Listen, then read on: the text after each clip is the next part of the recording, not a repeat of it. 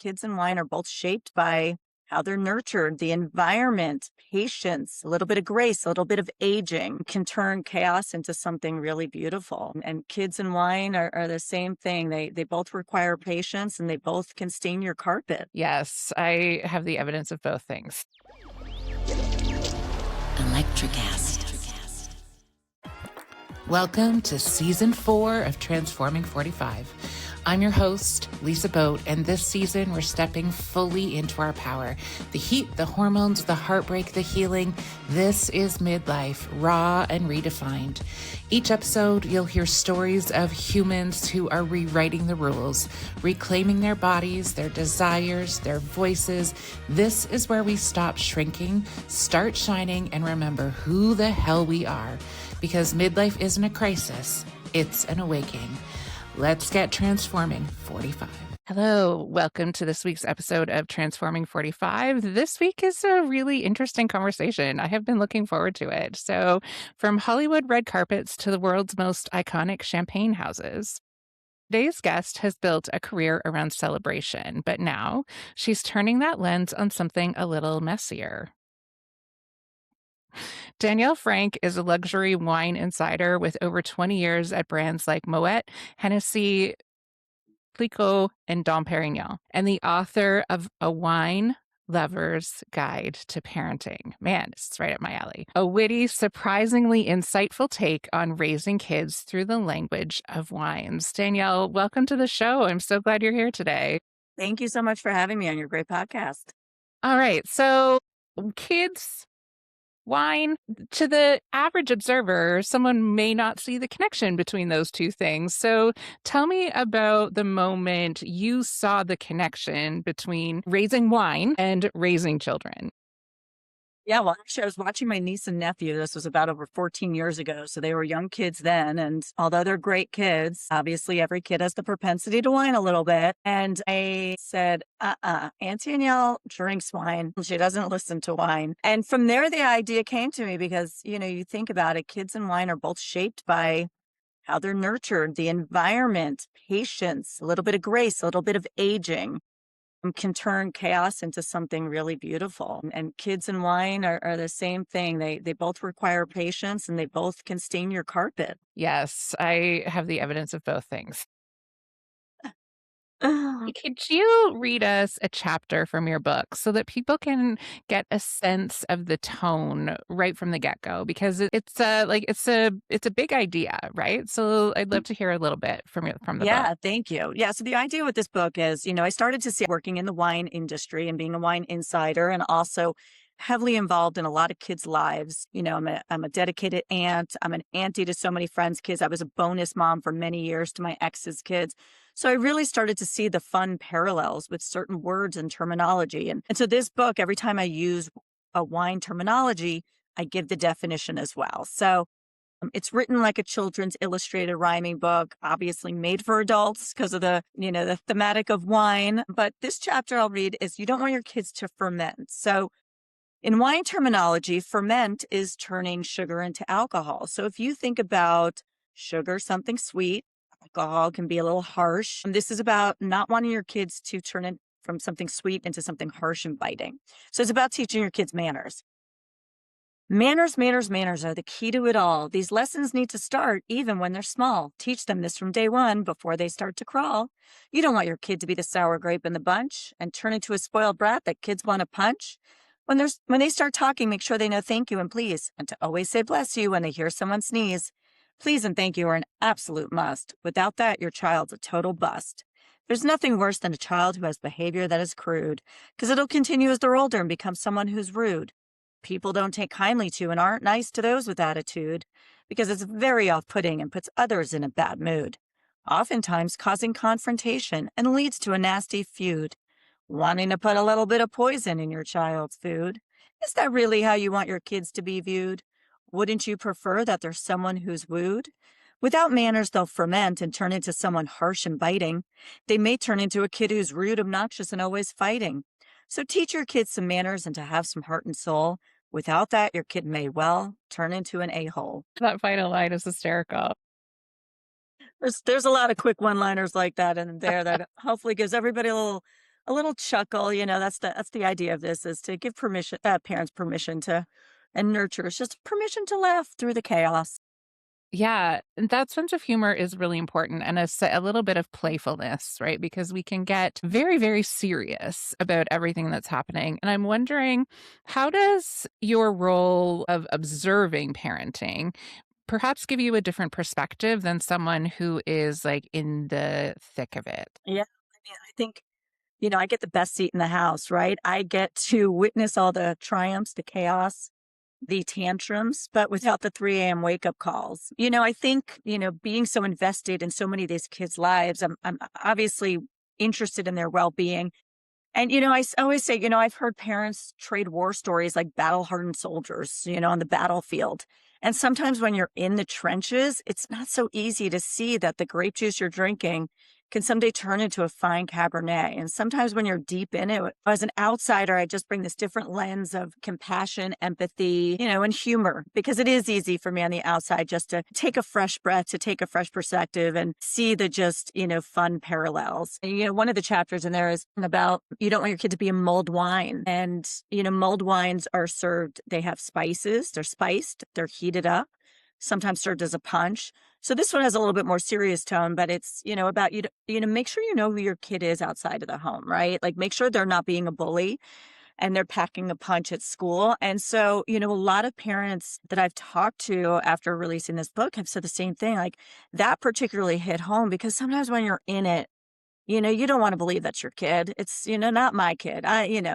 But sometimes having an outsider perspective, a lot of parents have said it made me re-examine and just want to take a deeper look and be like, okay, you don't want to think about it as your kid, but I really need to get ahead of that and see how what's his behavior at school and listen if somebody gives me a complaint about it because, it's coming from an earnest place. So yeah, I think it just gives me a fresh perspective with a light of, lens and, as I say, of empathy and judgment free. Yeah, I think you bring up a really important point, and it kind of goes back to the adage of it takes a village to raise a child, but we have so moved away from that in that as parents, whoever that configuration is, I'm the only person who can raise this child, and that I'm the only person who sees this child, and I am the only one who can do anything about anything to do with this child. There are tons of reasons for that. I mean, there's so much pressure in our society and culture around what parenting should look like, what your child should do. Like there's so much pressure. So I think anything that comes as sort of loving advice can feel like added pressure. But as an educator, so I was a teacher for 20 years, I have seen both sides of this coin that you're talking about, which is really interesting because sometimes I will, in a conversation with parents, say glowing things about their child, and they're like, "Are you talking about our kid?" Because they're so different at home, right? And Yeah. it speaks to why it's so important, actually, for a community of humans to raise a child, because you, as a parent, are one person and you can't possibly see all the multidimensional pieces that make up a young human that has come into the world. And then there also was the other side of if I had to bring forward, these are some of the things that are troubling that I'm seeing in the classroom. Sometimes I was met with like, well, no, that's not my child. They would never do that. Yeah. So I think, yeah, having multiple perspectives is really important. Yeah. And, like I said, it doesn't come from a place of judgment. It comes from a place that, of light and levity and love because, I am so invested and I'm so invested in so many kids' lives. I call myself like an outsider insider because yes, I'm not the parent, but I am deeply invested in how they grow, how they prosper. And, I really wanted to be a mom. Unfortunately that path didn't happen for me, but I realized like the nurturing doesn't go away and me wanting to contribute to helping, kids to become great human beings, that desire doesn't go away. So that's what is, poured out into this book. Yeah. And I think this is a perspective that parents can lose when they're in the thick of it. So my kids now are young adults. They're 21 and 19. So I have a longer perspective. Congratulations. Thank you. Yeah, I was having a conversation with friends the other day who still are kind of in the thick of it. And I was like, I have successfully raised 2 adults. I'm out. Yeah. You guys are on your Mic own. drop, I'm done. Yeah. it does give me some perspective to be able to look back and realize how important it is for them to have a variety of relationships, because I see them in one way. Right. And when you are the parent who is in the thick of it, it's such an intertwined relationship, right? Like, because if we're being really honest, we can see our children as reflections of ourselves. And so we're not actually looking at them as who they are. We are looking at how they are reflecting who we are in the world. And I'm wondering how you see your role in sort of helping parents see the broader perspective of who this young human is. Yeah, well, exactly to that point, right? Like you see them as one person, but also like, having them have multiple influences can be very impactful on their future journey. Like, my niece, my sister and I, for example, very different, polar opposites. And a good example of that is, I'm very well traveled. I studied abroad in college, want to see the world. And I'm a little bit, I don't want to discount her. I'm a little bit more curious about the world. My niece, she followed in my footsteps, went to University of Wisconsin, but she, I think, seeing that the path that I've been on, I see that it's had a direct impact on her. She went to my university, not that she went because of me. It's just when she was there, she studied abroad. Now, she's been traveling the world. She's sort of on this path. I'm not saying that it's to emulate me, but it just showed her a different type of life you can live, right? And that there are cultures out there she wants to explore, and she is more on that path. So, I think it's great for kids to have different influences, to see different journeys that people can go on, so that they can decide which path they want to go on, and they can talk to people that are on different paths to get a better understanding of what's gonna drive them. It's done that for my niece, and it's very exciting to watch. My nephew is like more like my sister, his mom. It's okay. That's the journey he wants to be on. He's not as curious right now. Maybe one day he will be. He just went off to college, but it's good for them to see what people of influence in their lives can be on different journeys. Yeah. And speaking of different journeys, what was it that had you make the pivot from being a publicist with Miramax into this world of wine? Because that's a significant shift. I I always thought I'd be in the entertainment industry. When I was younger, that was all I could think about. And when I graduated college, I was very fortunate to get a job at Miramax International. I was living in New York still, and it was only the studio in New York. And I mean, it was fantastic. It was, in my was going to the Cannes Film Festival, Venice Film Festival. But I had always wanted to move to LA. And I used to travel to LA all the time. And so just got it in my head. And then, after 6 years, I was kind of itching for something new. And at the time, so let me preface this by saying, when I was at Miramax, of course, there are days you're like, oh, I have to get up for work. There was never one day where I was like, the pit in my stomach, I don't want to go into the office at all. Like that horrible feeling you get. So fast forward, I wanted to move to LA. There were no studio jobs at the time. And so one of the personal PR firms that reps the talent, they were hiring, and I used to travel with them with their talent. And they asked me to join. And, right from the start, I was like, I don't know if I want to do personal PR, but I want to get out to LA. So it gets me out. So I took the job, and right away, I'll never forget my first day walking into this company. It's a company. It was, I don't know how it is now. I don't know if the owners still own the company or not. It was a very toxic environment. The first day I walked in, there were like three publicists in their office crying. A lot of yelling going on. It just, yeah, I was like, what did I get myself into? And in the 3 months I was there, I had many days, many mornings where I woke up with that angst, that pit in my stomach. Like, this is an awful feeling. And I've never had that before. And this is no way to live, right? Like, we spend most of our time at work. Of course, not everybody gets their dream job, not everybody just is clicking their heels and whistling on their way to work, but you want to at least enjoy it in some capacity. And you don't want it to give you, ulcers and that angst in your stomach. So, after 3 months, and then like something stupid happened where like a client, a client like leaked something themselves to the press. It was a producer. He leaked his next project. It's his friend that worked for the Hollywood Reporter. And the owner was so incensed, like, "How did you let this happen?" I was like, "The client himself," like, I was right then and there, I was like, "Thank you for this opportunity. I don't think this is working out." Very unusual for me. I am a type A personality, like to quit without having another job, not like me. But I just felt like my personal happiness and health was more important. Now, look, there's a lot of naivety in that, right? I was like 29, 30 at the time. So I didn't have a house. I didn't have a family relying on me. So I just thought, I'll figure it out. Luckily, I did. Luckily, my sister was working for an agency that worked for Bacardi USA. She was doing it in New York and she heard they were hiring. And it was a major step back, very elementary job. I took like, probably a 30K salary increase. But I thought, oh, you work from home. I'll do this, in the meantime till I figure out what it is I want. 10 years at Bacardi and now going on 12 years with Moet Hennessy. I was very fortunate to see it's a great industry. I was lucky to be with great companies and just started on this other path for me that possibly I was meant to be on all along. Yeah. That's so that really taught me some of the biggest life lessons and is about embracing the pivot and leaning into that and realizing that there isn't just one yellow brick road that leads to Oz. There's lots of different paths along the way. And when you step off one path, it's important to embrace the next path so it can propel you further versus just holding you back.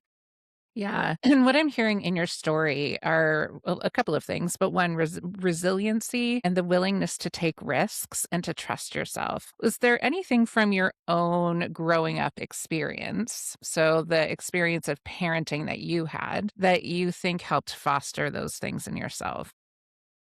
I think, my dad was a big influence. Like he just was somebody, I like to think I'm very much like his personality, that like he's somebody he could talk to a 2-year-old on the street or an 80-year-old. And he's just somebody that adapted in every environment. And I definitely get that skill from him. I love connecting with people on all levels, but he's somebody that started from absolutely nothing and was working in real estate for a real estate company and just decided he's going to start his own firm. So, he did that when I was really young. And then he built a successful company. And then he was spending more time on the golf course and realized golf was such a passion. So then he decided, I'm going to shift careers and move into something related with golf and building clubs and estate homes and things like that. So I saw him take a lot of risks. Not all of them were successful, but just having that role model of somebody that's willing to take the leap and go for what they believe in was absolutely inspiring. Yeah. And well, you and I are about the same age, I imagine. So growing up, Gen X, early millennials, there was a certain independence also that we developed that perhaps later generations haven't. A lot of independence we had. We stayed out playing with our friends. So, "Oh, I think it's dinner time. I gotta go." Yeah. Yeah, absolutely. And what's so fascinating to me about this is that there's really interesting studies that look at play radius. So the play radius that someone born in like the 90s had, you can't see my arms, but it was many kilometers. And then the play radius of people who were, sort of our generation, which was kilometers, like it was still good, not quite that, but good. Today, the play radius is so small. Like it's really limited to the house that children live in. And the flip side is that it's actually the safest time for children that we've ever lived in. So we have this real dichotomy happening. What do you see in parenting that or in winemaking, right? Like when the wine starts to go off a little bit, what's the parallel to parenting in that right now? Yeah, I mean, I think, well, to your point, right? It's the safest probably in terms of like exterior environments, but God Digital knows is it's different. like it's totally, yeah, it's like, yeah, you're not going to get struck by lightning by being inside playing on your computer. It's safe in that capacity, but what it's doing to kids, I mean, the lack of social skills, the lack of communication skills. I mean, I think it's doing that far greater damage in that capacity. I mean, I see a lot of kids that like, I mean, just even younger kids like applying for jobs and that I've interviewed, it's like even just the interview skills were different. Like we learned to ask questions and send I don't know, kids today, it's like they don't know how to communicate as effectively. Not saying every kid, but there certainly is a lack of communication. But yeah, I mean, related to wine, it's like it takes, it takes patience for a wine to be made. It takes patience to raise a good kid in it, and everything, all the outside factors affect the bottle. When you see it, it's not just about the pretty label. Everything that's inside the bottle, there were so many different things that affected how that bottle was made. It was the weather, it was the environment, it was the time of the grape picking. And I think that's what's so important too with raising kids. It's all these external factors that are going to turning your kid into a lovely Cabernet, right? Engagement with your kid, making sure what they're paying attention to online, and then socializing them as best as possible. Thinking about all those external things that go into shaping your kids is the same thing. Every little thing can affect how your kid is shaped, and just every little thing can affect how the wine is made, and one little thing can turn a kid corked like wine. Well, I've been thinking about the example from your chapter about manners, right? And it's a really good example of this because there's such a balancing act in so many ways. Because do we want kids to be kind and empathetic? Absolutely. But manners can go both ways, right? It's also an element of control. So I was in a conversation with somebody recently and they were like, "Oh yeah, when I was at my grandparents' house, I always had to ask to be excused from the table after dinner." And I had this overwhelming memory of like, "Oh my God, I did too." Every meal, I had to ask if I could be excused from the table at the end of the meal. And that it just sort of kicked off a cascade of things where I was like, that was really about control. So it's about right, finding the balance because we know what happens when we try to over control the creation of something. And while at the same time creating a framework that's going to help them be good, empathetic, thoughtful humans. Well, and to that point, right? We're not only teaching them about how we want them to behave, but sharing just that overarching theme of manners. Hopefully it's showing them how they should seek out other people, right? What to expect in other people. When they're looking for a partner or friends or anything like that, if they understand that manners is a big part of priority, of who they are, hopefully they're looking to somebody that shares those same attributes and is equally as kind, right? Because we hope that the kids in our lives, we hope that they end up with surrounding themselves with other great people. So it's also setting an example on like the people that you should surround yourself with too. Make sure they're not being a bully. You don't want to hang out with kids that are bullies. So hopefully it's shaping the people around them as well. Yeah. And I think, approaching conversations like that from really open and honest places of this is the reason why we teach you to say please and thank you. Right. It's a structure to think about the other person's experience because right now, in a lot of the worlds, we have people who are deeply focused inward and only thinking about our own experience of what's happening in the world. We've lost so much of that community perspective. And it's not that I'm saying that, caring for self isn't important. We know that that's important, but so is recognizing that other humans are perhaps having a different experience. So how do you help parents sort of navigate that balance? That's so much why I wanted to create this book, right? Is again, as I said, like because the past of motherhood sadly didn't happen for me, what can I do to help any parent that reads this to just this gentle prod, this gentle reminder of, the basic things of good human behavior and to raise your kids to be good human beings. Yeah, so that's a big part of it is hoping to get that messaging out there that, and I think as we're talking about this now, that's equally such an important thing because it's for our kids and the kids we know are not expecting from their partners and things like that. We're going to weed out all the good people. yeah, the world is a scary place right now, but hopefully if the people that we're influencing can align themselves and have partners with good behavior, then hopefully they're going to continue to spread that message down and it continues down because we're seeing a lot of it going in the opposite direction these days. And the more we can spread that message and filter it out and surround ourselves with those people, hopefully we can get back to instilling that in future generations as well.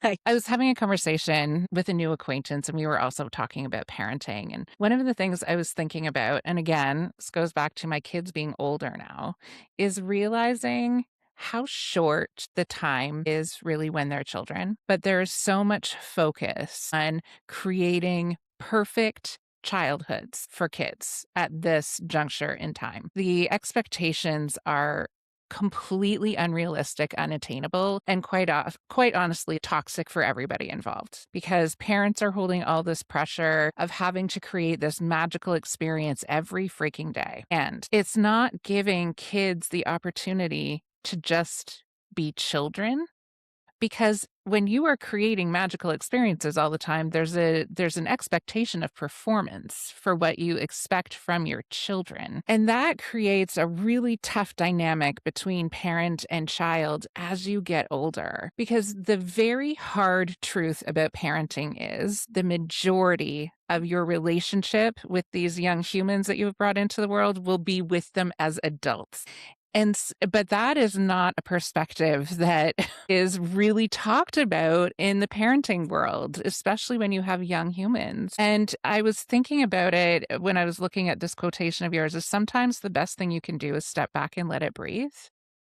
Because when you are constantly hovering over your children, it doesn't give them a chance to experience themselves because they're being so tightly managed, nor does it ever give them the opportunity for them to see you as an actual human being. And when the majority of the relationship is actually with you with them as adults, you want to start nurturing that kind of mutual respect when they're younger.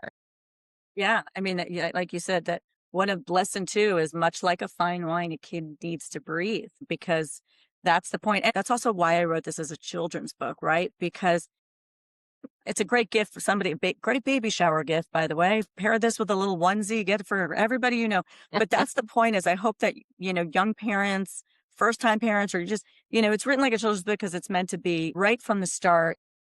These are the quick things. But yeah, I love that chapter, much like a fine wine, a kid needs to breathe because, if you don't let them aerate, wine term, if you don't let them breathe, how else will they know? How else will they develop the skills needed to learn to, get back on their feet when they fall, not just literally, but figuratively as well. And, you can't always coddle them. And as much as you want to, um, you know, I think giving them a little extended arm is going to give them the confidence to grow independently and to know how to navigate the life that they're going to be living long after they've left the house. I get it. I see lots of friends and parents, especially when they're young, right? You just want to manage everything. It's especially first time parents. It's so scary. But yeah, that's why, it's just a reminder, like letting them breathe, letting them navigate things is equally as important because they need to learn how to do these things on their own. Because eventually, hopefully they are out of the house and on their own.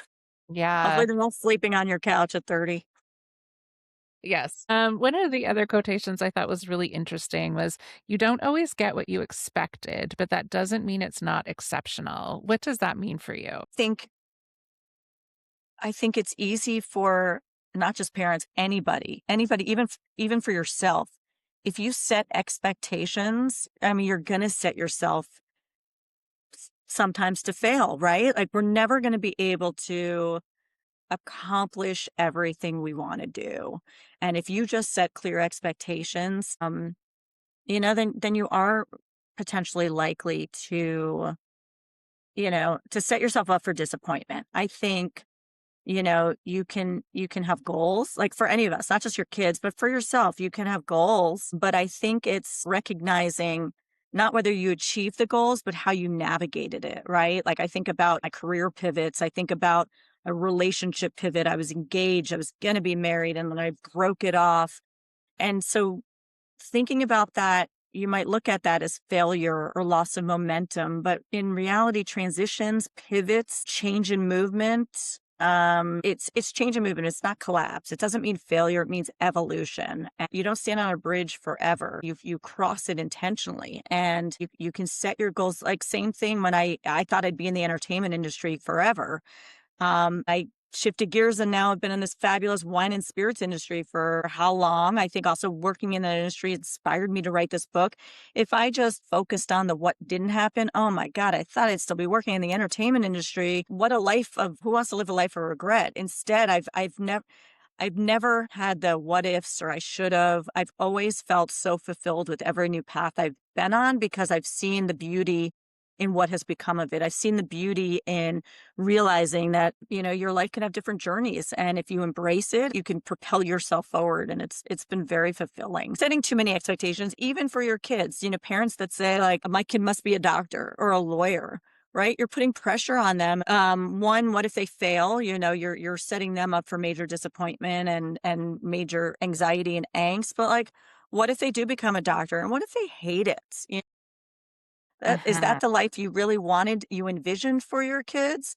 You may in your mind think, oh, wouldn't it be great if my kid's a doctor?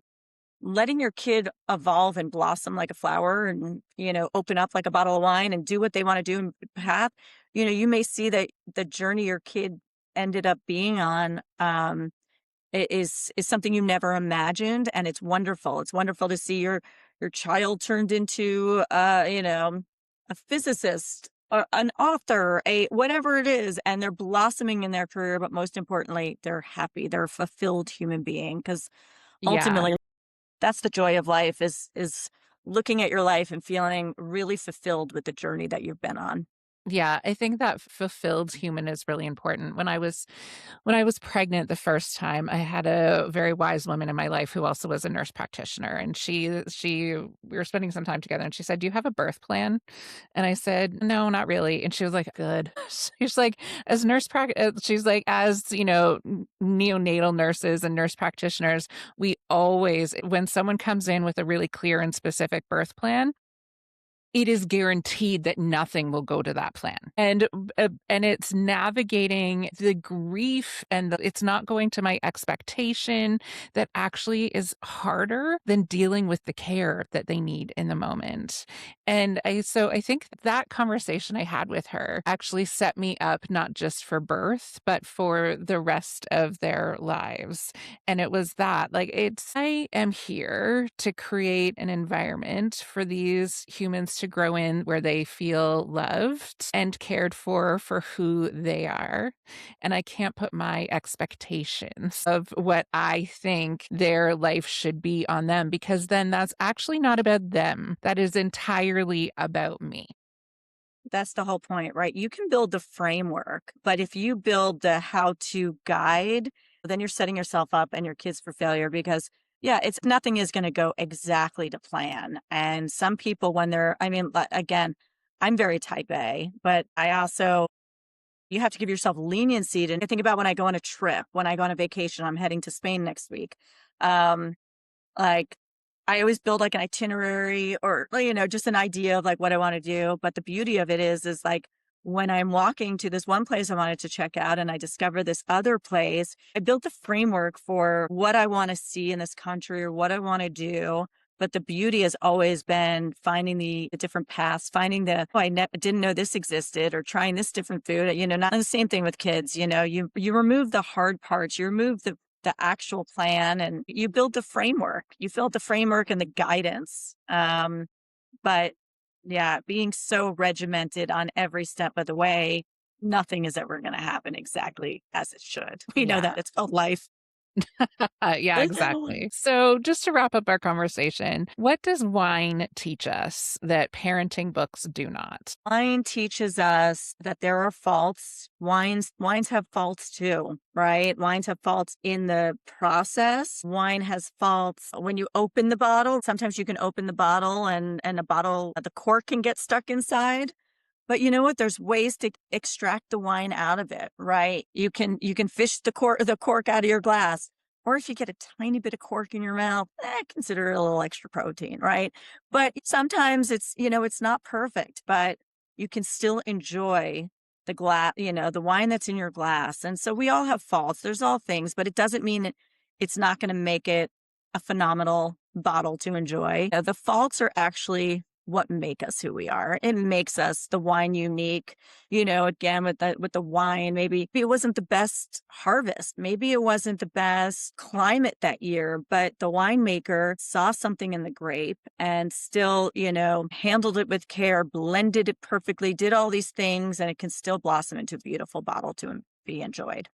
Yeah, I think what you said about the faults and all of the adventures that we didn't know we were going to go on and all of the unexpected are actually what make us who we are. And Yeah. having the space to let that become part of who we are and be part of our story and have the space to do it is what allows people to grow into fully formed humans. Danielle, this was such a really interesting perspective and take on parenting. Thanks for sharing your time and your wisdom with us today. Well, thank you so much for having me on. This has been fabulous. Yeah. How you can get Danielle's book will be in the show notes, and how to connect with her. All that information will be in the show notes. So make sure you check that out. Thanks. Thank you for hanging out with me on Transforming 45. If you laughed, nodded, or had an oh wow moment, hit follow and share it with your favorite midlife human. Find me on Instagram at lboat and keep those transformations coming. Electric acid.